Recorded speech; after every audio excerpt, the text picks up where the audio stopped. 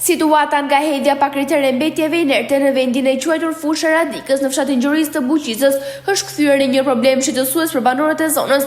Ata kërkojnë largimin e menjëhershëm të këtyre mbetjeve, pasi jo vetëm kanë krijuar një pamje të shëmtuar, por janë edhe rrezik për bagëtinë që shfrytëzojnë këtë kullot.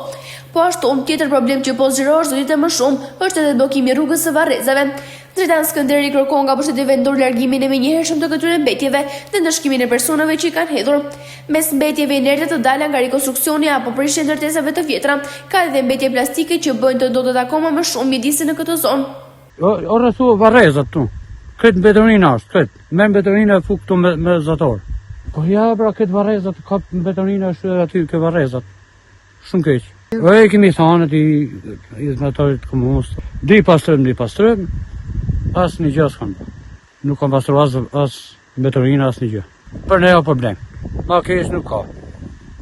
Situata e ndotjes mbetet shqetësuese në të gjithë territorin e bashkisë Buqicës, ku mbeturinat inerte hidhen vende pa vend, mbuz rrugëve apo në afërsi të zonave të banuara.